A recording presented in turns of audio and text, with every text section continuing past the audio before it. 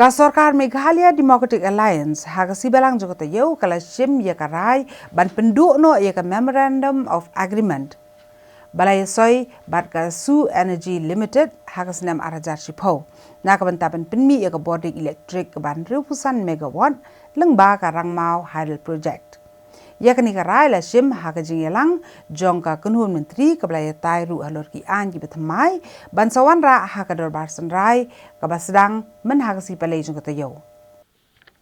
Katanat penmi boarding jong kejela kalawan ra kejing terwa kejing yalang jong kunhun menteri ban pendam no swai ka soskular jong rangmau hydel power project namar kejing i ba company Su Energy Limited kamla satya ban penyak cakamat ka project da ka bai daw ba kejing mang pisa kelong ke beduna palat. Kadkum kejing itu jong ke sorkar kene ka company kalapha kejing kerpat ke sorkar jela bahkan penkut no kejing te soskular namar ka company ke jing ban pentre ke project ha ka mang tengka balabo da ke sorkar. Namar kata ke sorkar kala menjur kene kejing kerpat bat pentip bakatanat penmi boarding syan kan sakhot biang ya ke expression of interest ki company bethamai bakit pentre ya ke project. No. Of course, the clauses were there, but ultimately, as you see, because that time in 2010, government hurriedly signed an agreement, ultimately with the so-called that Su company. But these company also, when they started their groundwork, they found out that this is not feasible at all.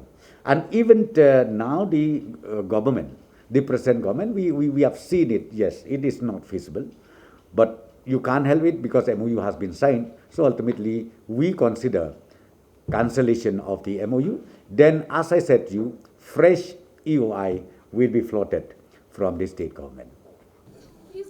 Kasorkar jela koneksi kala airu ikejeng menjur ke St Saviour's University Shillong Bel arajar arpau ban penkai ke St Saviour's University hakanong ba.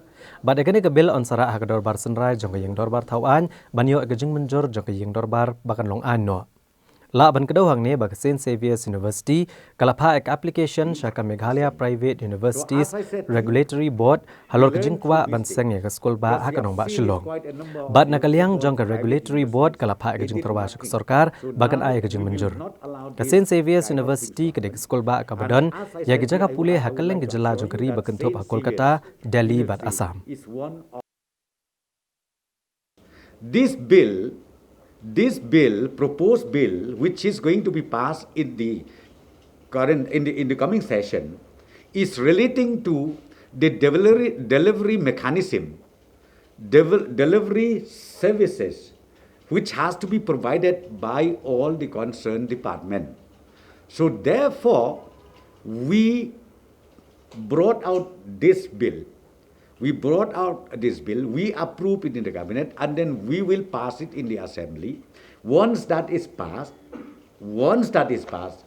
government will implement it immediately, and then we will make sure that the delivery mechanism is faster than before.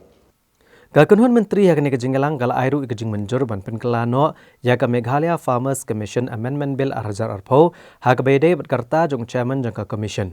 Namar ha ka ak ka barem ha ka por batung yu chairman la kedau bag samoi trekam kan long sansnem. Nrei menta an kentup ru bag jingtung yu chairman kam dei ban palat ya ka 100% sansnem karta. Dalor kane ka sorkar jelak la menjur ru ban penjelan ya ka jingtung kam kontrak ya HN areng kumu secretary ka Meghalaya State Consumers Dispute Redressal Commission sashisnem. Bat senang penteri kamno ya ka istam ha ka jela ban pensuk ikipat ba ban tiad online ya ki stam.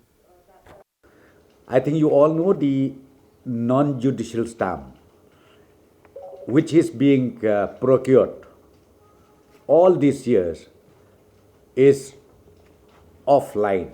You can go and buy from the designated places, or maybe from the post office or from the bank or from any places. And this time we decided that e-stamps be started in the state of Meghalaya. This will ease people far and near to go online. So again, the proposal submitted by the department was ultimately approved by the cabinet.